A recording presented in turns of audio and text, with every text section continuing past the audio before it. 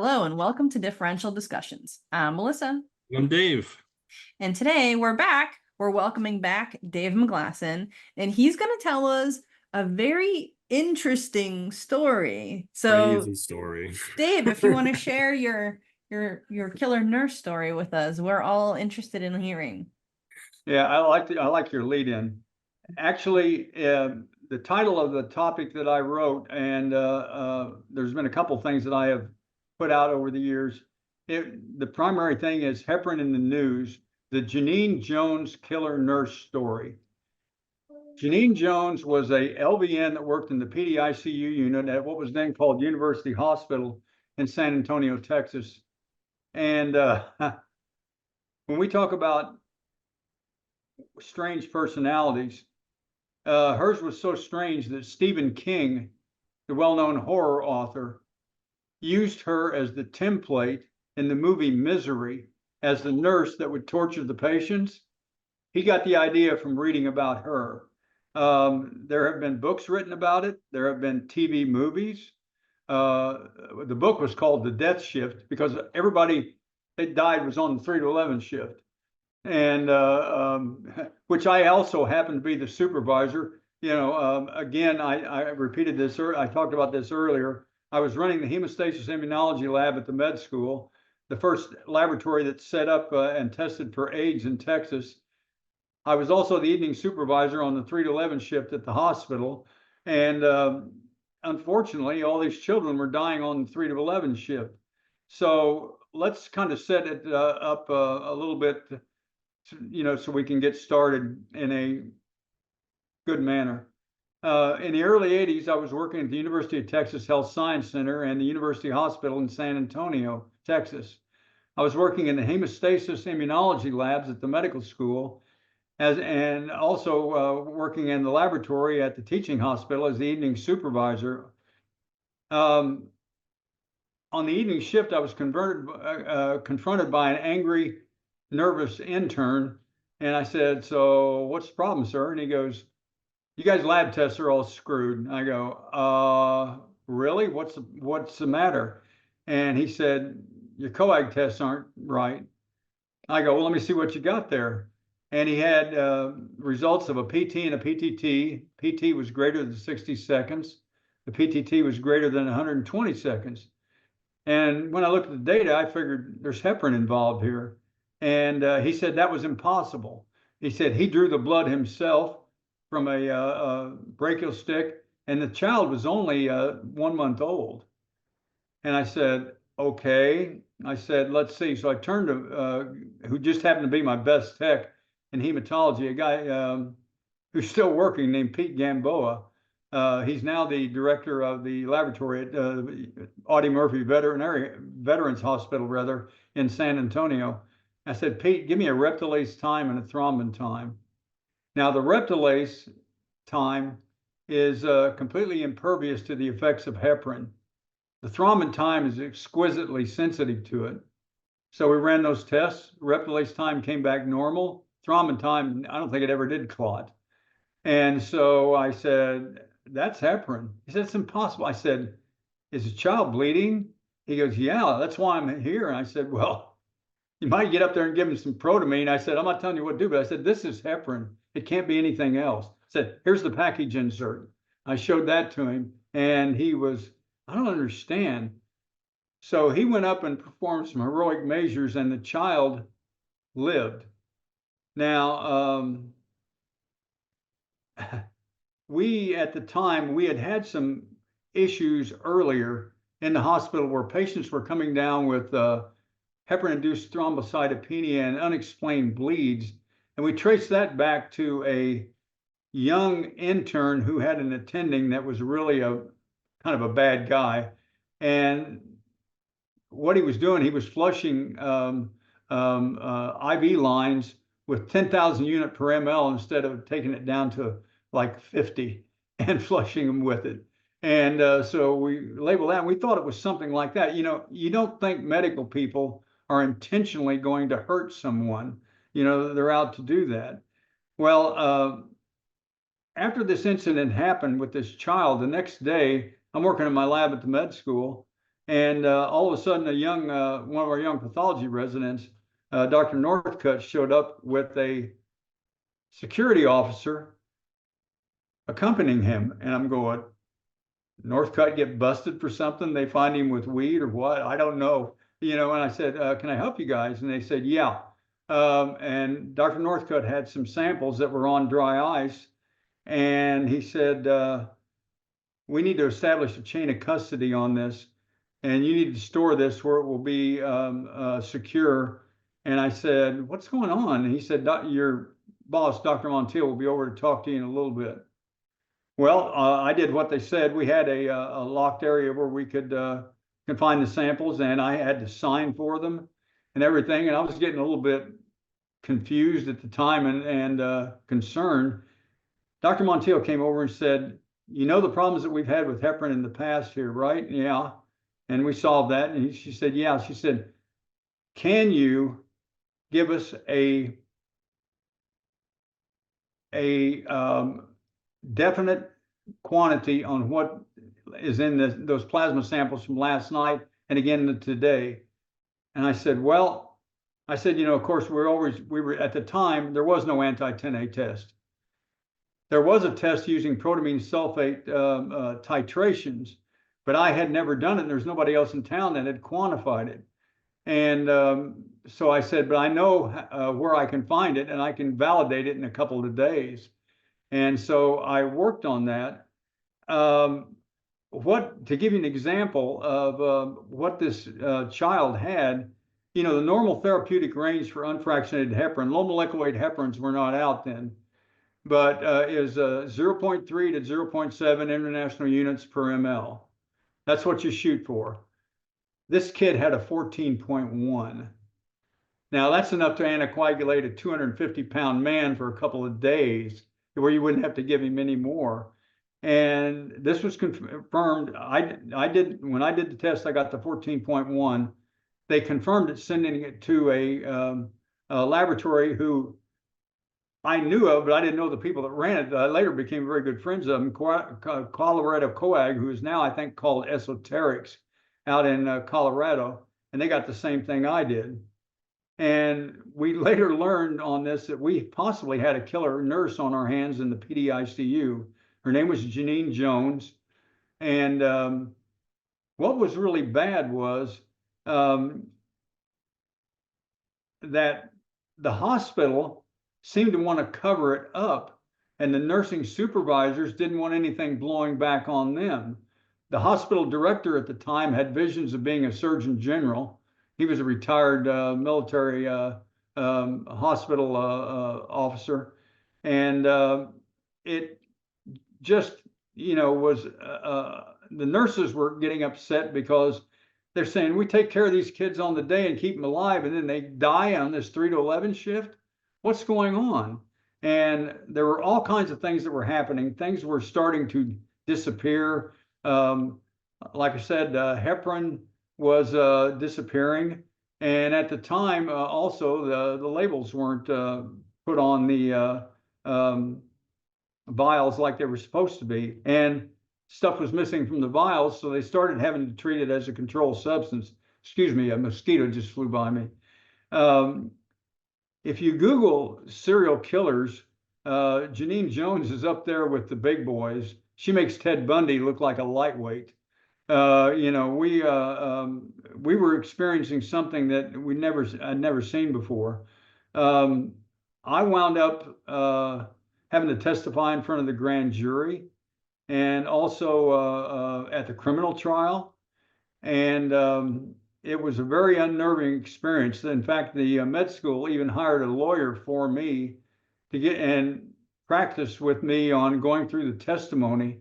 In fact, I can admit this today. She sat out in the audience, and she says, if you get into an area that you don't know, or that they're questioning you on and you don't have a ready answer, don't answer it. And I will give you the heads up saying, yep, go ahead, or no. And then just default. And in the grand jury, I basically gave a class on what heparin does, how it affects antithrombin levels, drew a coagulation curve up there. Most of the people had no clue what I was talking about, but I dumbed it. I don't want to say dumbed it down, but I brought it down to a level that a layman could understand. And they asked me questions. They said, has anybody ever done this before? And I said, there have been overdoses, but I said, I could only imagine that they're accidental. I said, unless people like the Nazis tried to see, hey, how much of this can we give somebody before, but I said, I don't even know heparin was used back then, but it was a whole different thing. I said, I have never seen a case I've never heard of a case like this, and actually had done some research on it. She was, I got involved with the case again about 4 years ago because she was coming up on parole. There were dumb laws back in Texas, and we still got some, that gave you a 2-for-1 good behavior time where you could get out, and she was given 60 years for this case on this baby, and she was later tried, and I'll get to that in a minute. After she left University Hospital, the way that their way of handling it and getting her out of the hospital was, oh, everybody in the PDICU now has to be an RN. She was only an LVN. And so she went up to Kerrville, Texas, and she started using succinylcholine up there, which is they use that like if they're on a child especially, they give them that so they can intubate them without the child fighting the tube and tearing up the esophagus. But it's also what it's actually in its original form, it's called curare, where South American natives would dip their poison darts in it and use it in their blowguns to bring down prey. Genene was an interesting personality. She may have killed as many as 47 people, and it could be even as high as 62. She shouldn't have ever been working. When she came over to University Hospital, she had been fired from another hospital for patient abuse. It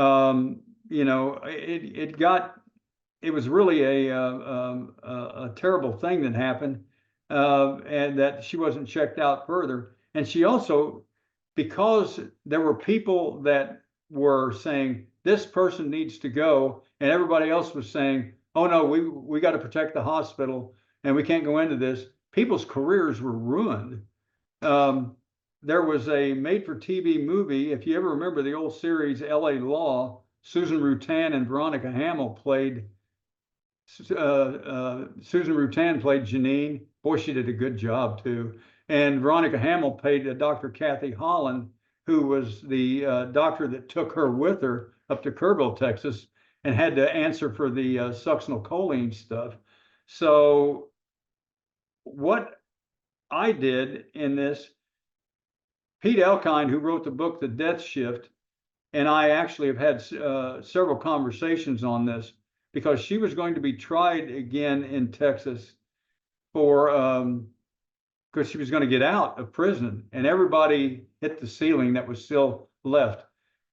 The patient that I worked up, and actually I worked up 4 altogether where I found suspicious results. All of them were still alive, luckily, and their families were saying, no, she should not get out of jail. So I get this call from the DA's office. This was about 4 years ago. And they said, Mr. McGlasson. I go, yeah, this is such and such from the DA's office. I haven't done anything bad, have I? Like what? They said, no, you're on the alive list. I go, what? The alive list? Yeah. Several of the people who were involved in this case are now dead. And you're still alive, and you're the supervisor. You were the supervisor on that 3 to 11 shift and did the original work, right? Right. And we found your grand jury testimony, and we'd like for you to come down. Okay. Now, an interesting thing about that, going down to the DA's office, you have to walk through metal detectors. This case that I'm talking about is the first case where they ever used metal detectors because family members were threatening witnesses saying, you know, you better testify right or you're going to get it. And I'm going, okay, this is getting really hairy here. Other things that happened to me were the defense team tried to use a lady who I'd graduated from college with to get grand jury testimony out of me. Well, when that happened, I had to call the DA's office and I had to call the lawyers at the hospital. And I said, hey, this is happening.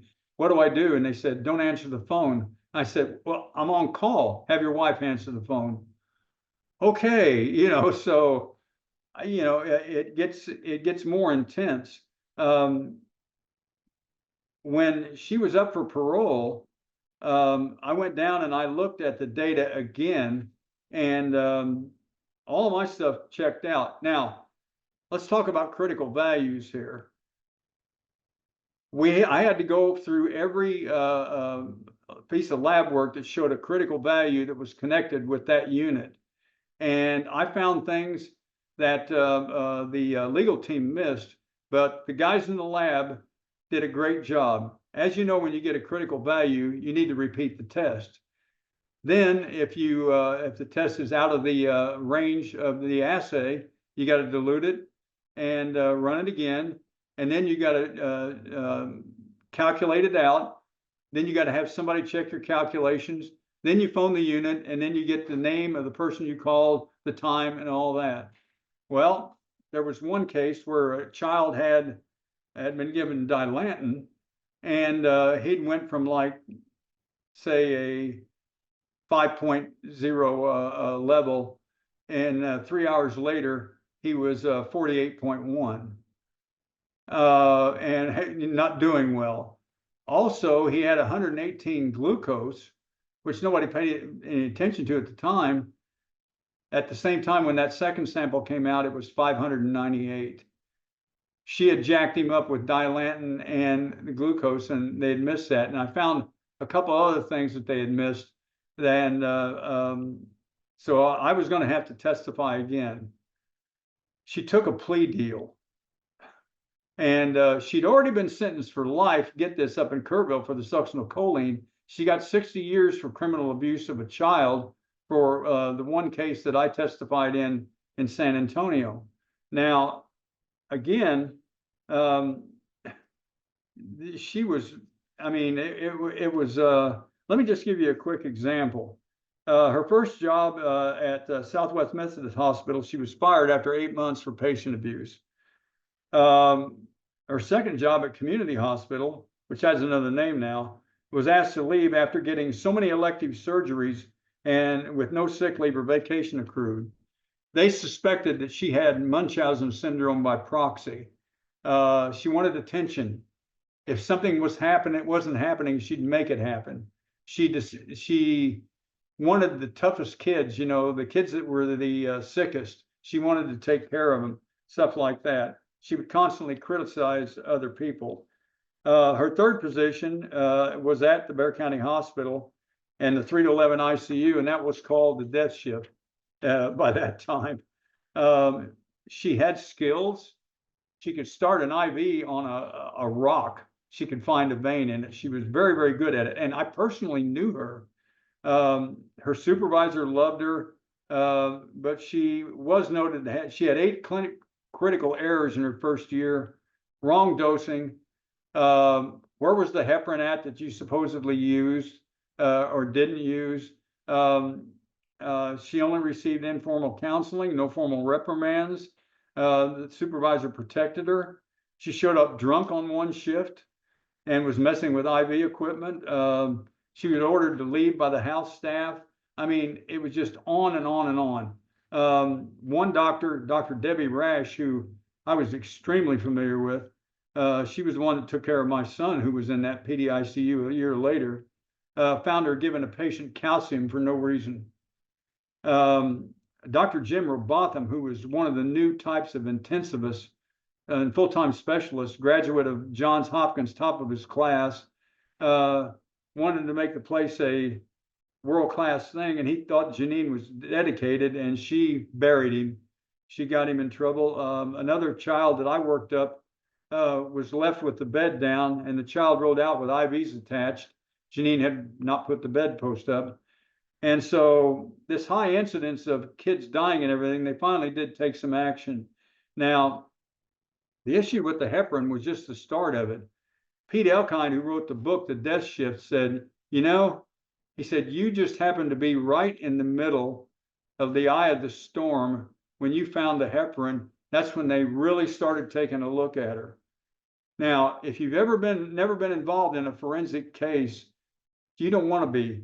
As I found out, it was very nerve-wracking.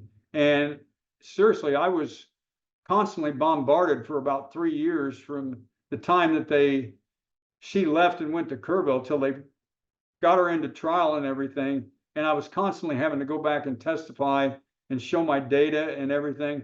And I finally got back my original lab notes from it about a year ago.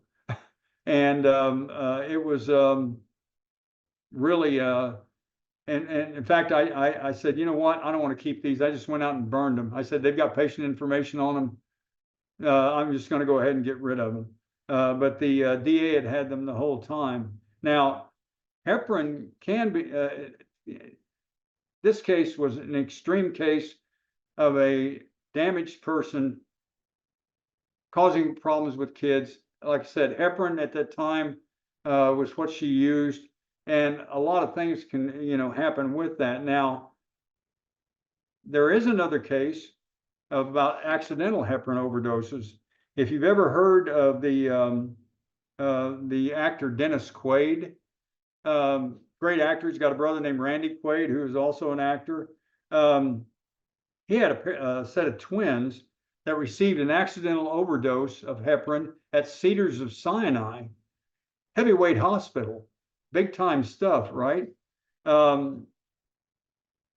His babies in 2007 were given 1,000 times the intended doses of heparin while being treated at that center. At 11:30 hours and at 17:30 hours on the day that they were treated, twins were dosed with a concentration of 10,000 units per ml of unfractionated heparin. The dose was supposed to be 10. A third child was also admitted and given the wrong dose of the medication, which is used as a flush for heparin locks, catheters, intravenous lines, things like that. All 3 children survived the overdoses without any long-term health issues. Now, the hospital listed 3 separate safety mistakes they made. Pharmacy tech took the heparin from the pharmacy supply without having a second technician validate the concentration. That's what they're supposed to do. Now remember, this is 2007, 26 years later than what we dealt with. Then the heparin was delivered to a satellite pharmacy location that's responsible for the medications for the PDICU. And the third pharmacy technician did not verify the concentration. Therefore, 3 pharmacy personnel didn't follow protocol.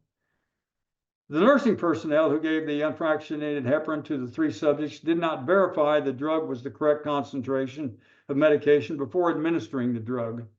The 3 staffers were relieved of duty after investigation, according to Cedars of Sinai. Now, because of this particular case and many other measures have taken place to prevent these incidents from occurring. Beginning in the early 2000s, there were reports of heparin overdoses resulting in patients, experiencing harm. In fact, heparin is one of the most dangerous drugs that you can give to somebody, and the overdoses are. I think that year between 2001 and 2006, there was something like 16,000 heparin overdoses that were blamed on incorrect dosing. This was a Los Angeles Times investigation when they were researching the Quaid twins incident. And the most notable of these were those 3 kids. They brought to, these events brought to the issues to light and how special care and restrictions should be in place for anticoagulation agents, all of them. In response to safety concerns, the U.S. Food and Drug Administration and the FDA released a safety announcement in late 2012 regarding heparin, healthcare professionals, caregivers, and providers about container label changes. And they did make them, but not every company standardized the color coding on these things. And I don't, I just in the past couple of days, I've called 3 hospitals and talked to the lead pharmacy people. And I said, are all of these companies now using like, is 10,000 units green, is, and so on. And they said, unfortunately, no. That's why we try to stick with the same ones. And when we put out our information on it, it should be label green, such and such, 10,000 unit per ml. You know how in the lab they always tell us check something 3 times? Well, they had to tell pharmacy techs the same thing. Isn't that interesting? It's actually curious to me because like having a color-coded system literally, in my mind, loses all utility and becomes a hazard when you have different manufacturers using different colors and it's not standardized. Absolutely. Absolutely. That seems foolish in my mind. But yeah.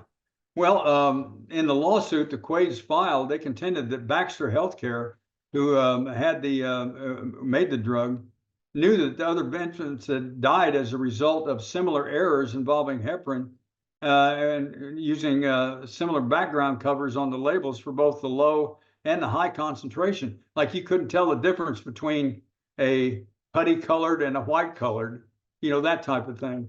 Why they didn't read the concentration again, I don't know, but you know how they always taught us, okay, pick up the reagent, look at it before you use it, and then before you administer it, that type of thing. So as you can see, heparin can be a very dangerous drug. I saw it in a criminal case. The case that they talked about in the that I referred to actually in the Los Angeles Times with the Quaid twins. Interestingly enough, Pete Elkind, who wrote that book, The Death Shift, said, you know what? The guy that you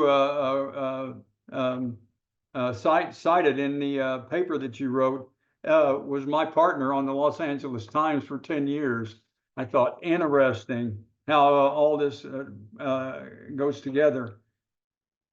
Genene, though, like I said, was an extremely interesting personality. She did have skills. I remember one night when I was on call, we used to have our toxicology techs on call because the type of testing that we used at the time was an electrophoresis type method. We didn't have the type of stuff that we have today, of course. And we had them on call. We had some kids that were coming in. They got into mommy's hypnotics. We didn't know exactly what they had. I called the ICU and said, when these kids get in, I need gastric, blood, and urine. And I said, I've got my tech standing by. We're ready to roll.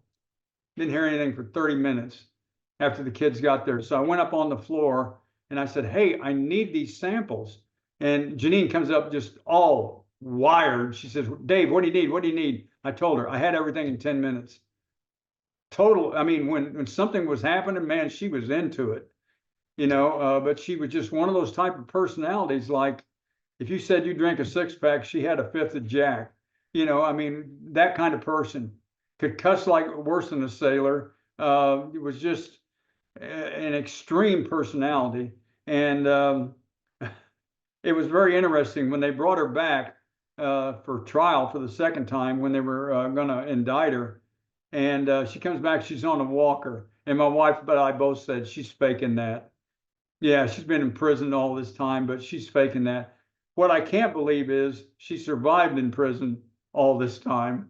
Usually they don't take kindly to child killers.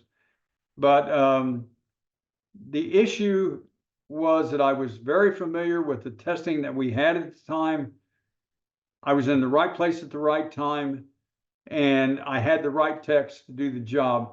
The guys that did the dilantin and the chemistry testing on this, they said, well, were these people competent? I said, well, I would assume so. One of them is a pathologist now, and the other one is an oral surgeon.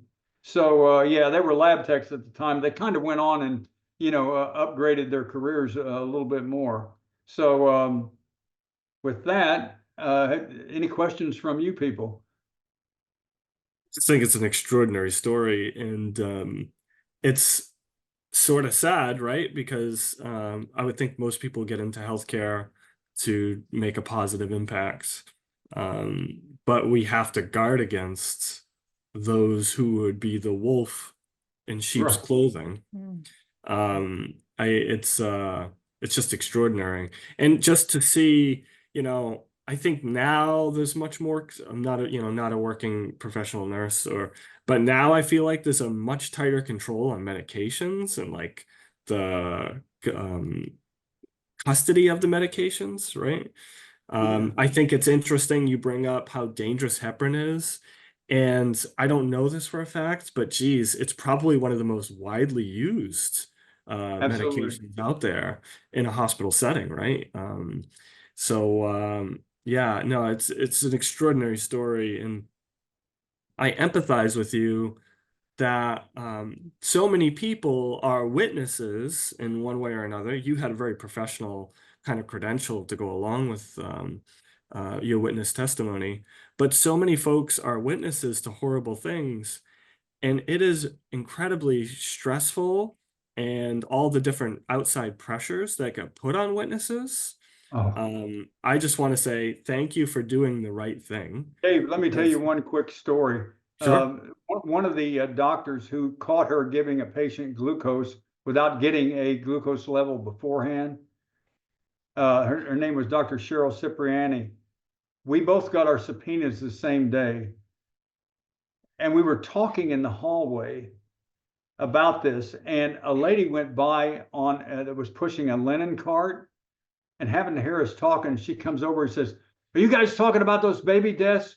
My boy Jimmy was one of the people that she tried to kill up in Kerrville. You better testify right." We're going, okay, like, God, is there no place safe here? And those are victims who have the Yes. right intent, like, so geez, that's really tricky because Yeah. there's so much pain there, right? Absolutely. One Um, one of the pharmacy heads told me yesterday. She said, "Here's how heparin is treated now. It is not a controlled substance, but it's listed as a dangerous substance. So it's like right below it. mm, And we do keep track of it, but it's not in the class of heroin or something like or any of yeah. the opioids, something like that. Like I said, there is a really good forensic files on her that you can look up that goes a lot more into the criminal details on this. But yeah, it's one that I never want to see again. I'm sure. And how it keeps. I told my wife, I said, I thought I was behind all this when they called me. And she said, "Hey, just do what you did before." She said, "I don't think there's anybody left who's going to be coming after you." I said, "I don't know. I hope not." I said, I'm just glad that she is, I'm scared that she's out of a prison right now, even though she's in a county prison. And they're going to, I will be happy when they send her back, yeah. No, You got anything, Melissa? I think the only other thing that I want to highlight is a lot of our audience is educators and students. And I think students think sometimes that, well, I'm just going to end up in the lab doing testing and I'm not going to, make a big difference. I'll make a difference, in the lab, but we can have a huge impact as laboratorians working in the lab. I You mean, aren't look, just this pushing you aren't exactly just this. pushing a button and turning out a result. There's what I always tell people, like I used to, people that would get freaked out and really excited about something coming into the ER that was very unusual, like a new leukemia or a bleeding disorder or something like that. And I said, "Hey, wait a minute. What you should be thinking about is what can I do to help that person who's on the other end of this sample?" Mhm. And I said, "You're going to make a big difference in their life because theirs has changed dramatically today. Yeah. And you're the first person to, give them that number to help that treatment on them." you So know. true. I think we do kind of get lost in the routine samples a little, but it are those moments where we can rise to the occasion and provide real important data that, like you say, this person's life changed today, right? That is yeah.